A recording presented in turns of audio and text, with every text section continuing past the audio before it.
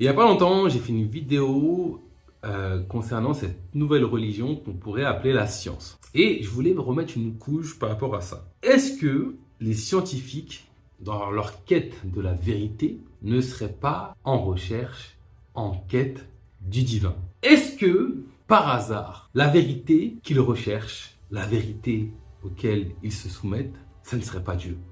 C'est une vraie question à se poser. On va en parler dans cette vidéo.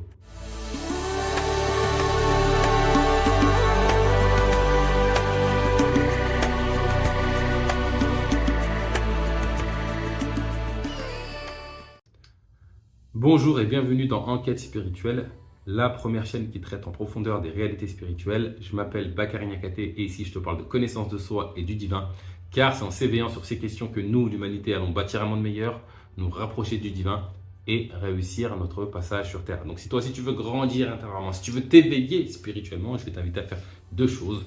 Un, tu t'abonnes à la chaîne, tu actives la cloche pour être sûr de ne pas rater les vidéos profondes comme celle-ci que je partage chaque semaine.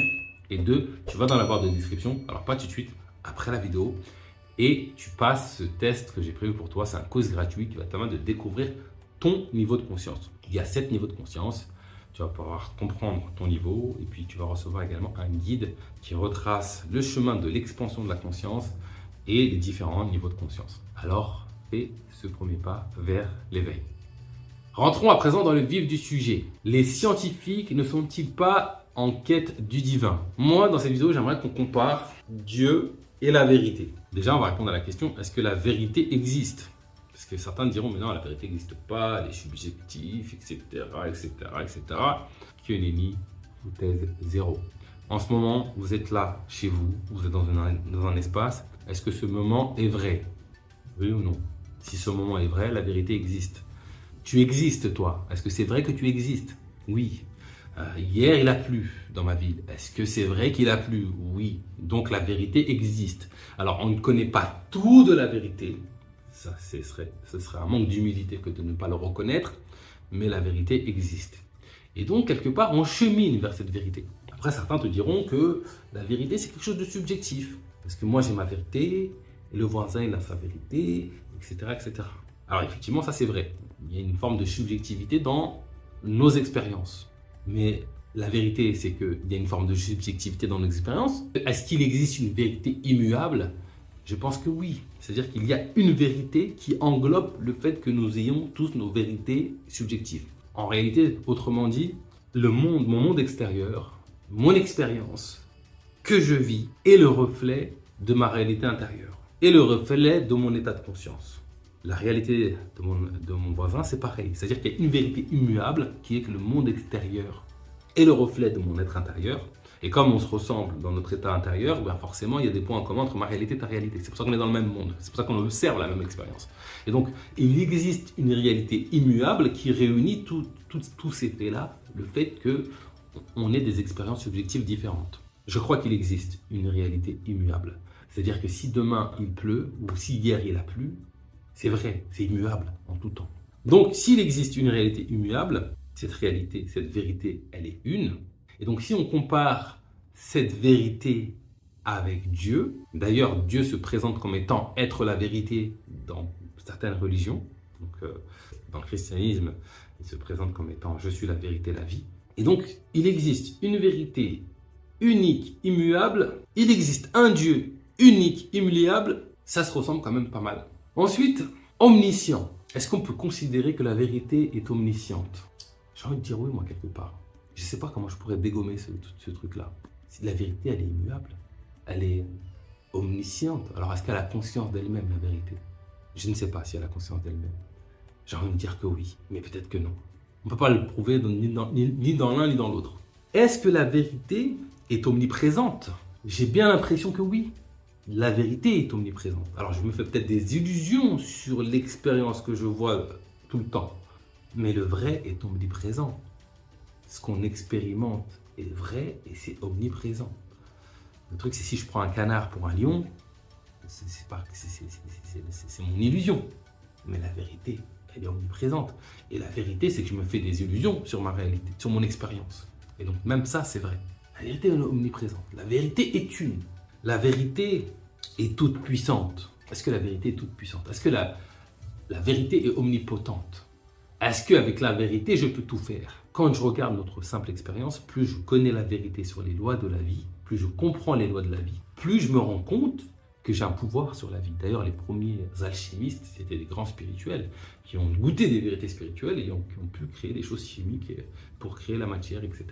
Le problème qu'on a, nous, avec la science ou la découverte, c'est que on est émerveillé par la beauté de la vie, par la richesse de la vie. Dès qu'on a compris comment ça marche, dès qu'on a compris la vérité de la vie, dès qu'on connaît mieux Dieu, dès qu'on connaît mieux la vérité, écoute, la naissance, c'est le processus, 9 mois, etc. Dès que j'ai mis des mots savants pour expliquer un phénomène extraordinaire, je lui enlève le caractère divin. C'est de la gratitude. Putain, plus je découvre comment fonctionne un humain, plus je lui enlève son humanité. Ça n'a pas de sens. C'est d'ailleurs ce qu'on fait avec la science. Tu vois, j'entends beaucoup de gens dire « Ouais, mais ça c'est expliqué scientifiquement. » Ok, t'as compris Dieu. Ça enlève pas la puissance du divin. Au contraire, ça remet toute la noblesse. Et d'ailleurs, il y a une forme de beauté. Tu vois, on parle beaucoup de paix intérieure, de paradis intérieur. Quand je suis proche de Dieu, je me sens en paix et tout puissant. Quand je suis proche de la vérité, je suis émerveillé par cette découverte. En tout cas, peut-être pas pour tout le monde, on commence à créer ça quand je capte une vérité, que ce soit par une étude scientifique ou que ce soit par une observation intérieure, je trouve une forme d'épiphanie en moi. Et à la lumière de cette vérité, je deviens beaucoup plus capable de créer, de manifester des choses. C'est parce qu'on expérimente avec la recherche scientifique. Même si elle a l'humilité de reconnaître qu'elle n'a pas encore saisi tout de la vérité, qu'elle tend vers, à l'image d'un croyant qui n'a pas tout saisi du divin, mais qui tend vers la connaissance de Dieu. Les spiritualités nous renseignent que Dieu est insaisissable dans ton être, car il est limité. Et que seul le cœur d'un serviteur sincère, d'un être sincère, peut contenir l'infinitude. Avec nos outils de mesure scientifiques qui mesurent une limite, on ne peut pas saisir tout de Dieu. On peut se rapprocher de lui, apprendre à le connaître. Et je pense qu'on peut réellement saisir la vérité divine à travers cette connaissance du cœur, à travers notre cœur. Mais on se rend compte encore une fois que Dieu et la vérité se ressemblent beaucoup. D'ailleurs, c'est pas pour rien qu'il se présente comme étant être la vérité. Dieu et la vérité se ressemblent beaucoup. Et n'importe quel scientifique te dira que si une vérité se présente à moi, je dois lâcher l'illusion pour adorer cette vérité, pour épouser cette vérité et me soumettre à la vérité. La vérité, même si parfois elle prend les escaliers, elle s'impose d'elle-même. Seul un hypocrite rejette la vérité. Ça ne ressemble pas un petit peu au discours religieux, ça, par hasard? Ce que je crois au final, c'est que les scientifiques recherchent Dieu, les croyants, les religieux recherchent Dieu, recherchent la vérité. Ils n'utilisent pas les mêmes méthodes et chacun doit se soumettre à cette vérité quand elle est présente. Ça ouvre à d'autres débats. Si dans mon livre saint, je vois un mensonge, qu'est-ce que je fais? Je me soumets à la vérité ou je reste accroché à mon illusion? C'est une vraie question. C'est quelque part le courage que certains athées ou scientifiques ont eu.